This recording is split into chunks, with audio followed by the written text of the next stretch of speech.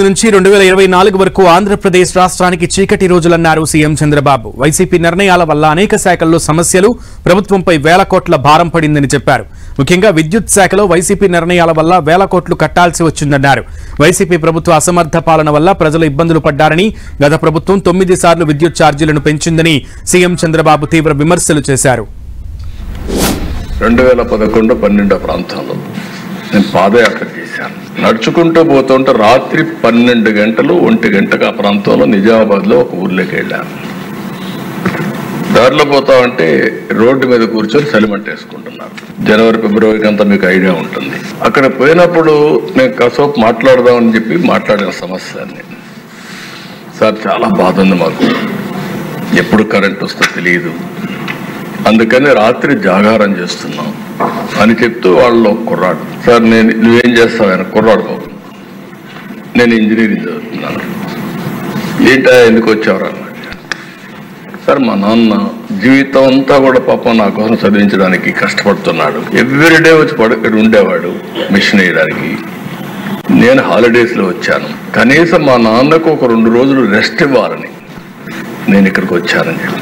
అప్పుడు నేను అడిగాను, ఏంటి ధైర్యంగా ఉన్నానంటే, లేదు సార్ భయం వేస్తూ ఉంది, పేపర్లో వస్తున్నాయి, పాములు గరుస్తున్నాయని, చీకటి ఉంటుంది, పంప్ సెట్ అయిపోయినప్పుడు పాములు గరుస్తున్నాయని, భయంగా పోయేస్తుందని నాకు కుర్రాడు చెప్పినప్పుడు నేను చాలా బాధపడ్డాను. కరెంటు బిల్లు ఏ విధంగా ఇస్తారంటే, అప్పట్లో ఒకడు మన ఇంటికి వచ్చి మీటర్ రీడింగ్ తీసుకుంటాడు, అక్కడి నుంచి నేరుగా ఆఫీసుకు పోయి ఆ మీటర్ రీడింగ్ ఒక ఆడిటర్కి పంపిస్తారు, అవుట్ సోర్సింగ్ ఏజెన్సీ. వాళ్ళు బిల్లు రైజ్ చేస్తారు, మళ్ళా డిపార్ట్మెంట్ తీసుకొచ్చి బిల్లు మన ఇంటికాడ ఇస్తారు. మనం ఆ బిల్లు తీసుకొని పలానా రోజు బిల్ కలెక్టర్ వస్తాడు, ఇప్పుడు కూడా జ్ఞాపకం, అతను బిల్ కలెక్టర్. ఆ బిల్ కలెక్టర్ పలానా దగ్గరకు వస్తాడు, ఆ రోజు మీరు కట్టాలనేవాడు. వీళ్ళు పోయి మళ్ళా బిల్ కలెక్టర్ దగ్గర డబ్బులు కట్టేసి వస్తే, లేకపోతే డిస్కనెక్ట్ అవుతుంది. ఎంత ప్రాసెస్ మీరు చూస్తే కాంప్లికేటెడ్ చేశారు. ఎందుకని ఎంత ప్రాసెస్ ఎందుకు అవుతున్నాయని అడిగాను. సమాధానం లేకపోతే ఆ రోజు తీసుకొచ్చాం, స్పాట్ బిల్లింగ్ తీసుకొచ్చాం. బిల్లు తీయడం, అక్కడ ఇచ్చేయడం, కట్టేయమనడం. ఈరోజు మీరు బిల్లు కూడా వస్తుంది, రిమోట్ దీంట్లోనే మీటర్ రీడింగ్ చేసి నేరుగా మీకు మీ SMS పంపిస్తే నేరుగా బ్యాంకులో కట్టే పరిస్థితి వచ్చింది.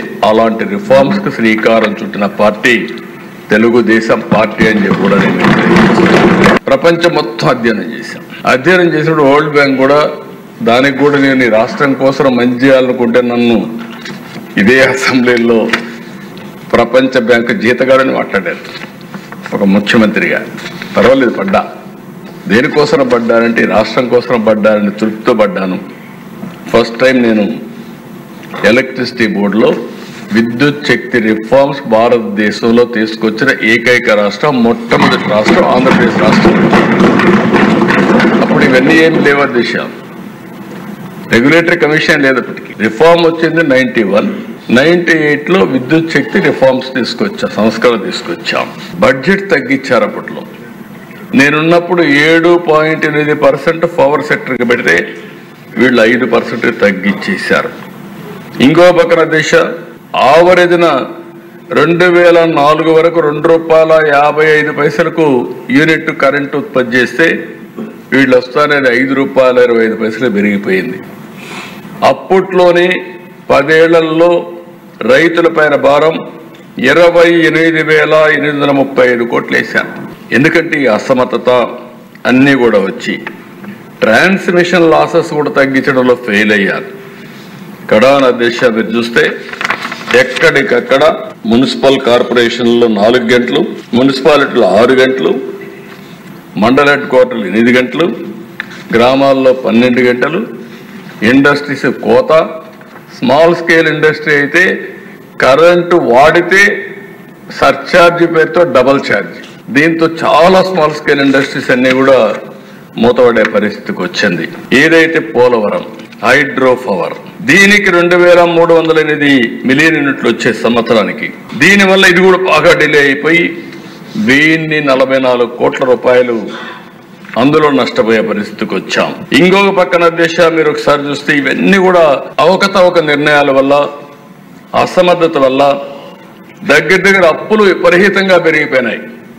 62,826 కోట్ల రూపాయలు అప్పటికి పెట్టుబడులు కానీ అన్ని యూటిలిటీస్ తీసుకున్న అప్పుంటే అది 1,12,422 కోట్లు పెరిగింది.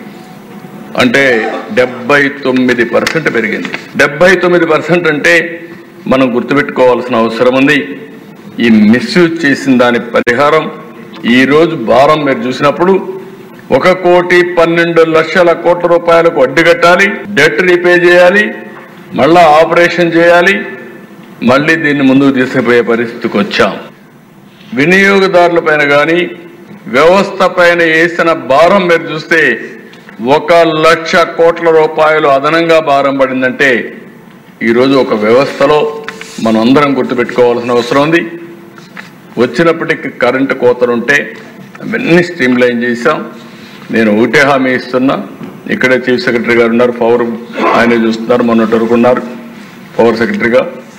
ఒకటే హామీ ఇస్తున్నాం, ఎట్టి పరిస్థితిలో ఎక్కడా లో వోల్టేజ్ కూడా లేకుండా నిరంతరం అనుకున్న లక్ష్యాలకు అనుగుణంగా పవర్ ఇచ్చే బాధ్యత ఈ ప్రభుత్వం తీసుకుంటామని కూడా హామీ ఇస్తున్నాం.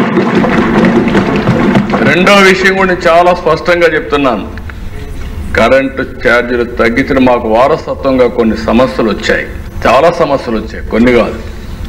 నేను ఒకటే మాట చెప్పాను, ఈరోజు నేను 4వసారి ముఖ్యమంత్రి అయిన తర్వాత ప్రతి ఒక్క వ్యవస్థలో కూడా చూస్తే అంతుబట్టనటువంటి